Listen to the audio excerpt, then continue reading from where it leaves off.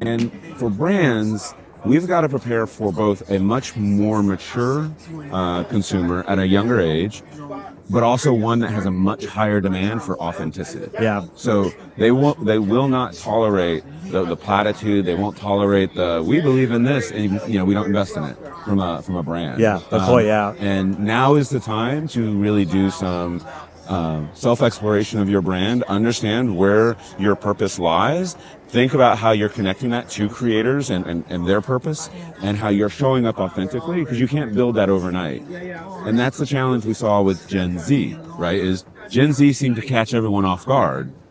With Gen Alpha, we have an opportunity we can see to it be coming ready. this time. Yeah. Actually, the one that I'm most focused on and interested in is one that I'm hearing talked about only in small pockets, which is the organizational transformation in client organizations.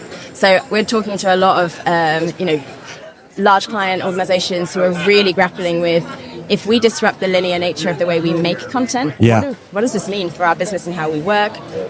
We like workflow structure, those kind we condense optimization. We open up the possibility of creative optimization. We take this linear process and we completely disrupt it. What roles do we need? How should we work? How do we partner? That does not sound easy. And I don't think it is easy, but I think it's truly the disruptive part of the transformation that you mentioned. And so I think that's going to be a really big and interesting conversation for the second half. That's going to be fascinating to watch. Right? You have YouTube specifically, like Shorts has evolved night and day, not only in terms of how the content has scaled and really been produced in the right way, but there's a lot of creators now that will just focus on YouTube Shorts in the same way that years ago people did with Vine, right? Like that's a name and a throwback, but how they leverage creators as entertainment channels, how they leverage them as media channels, and when they want to kind of dabble in and out of that space, it is a balancing act for a lot of brands.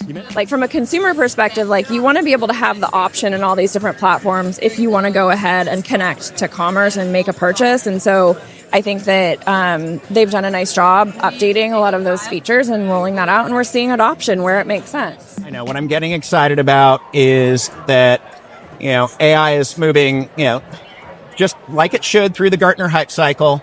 We're getting past that big inflated expectations part.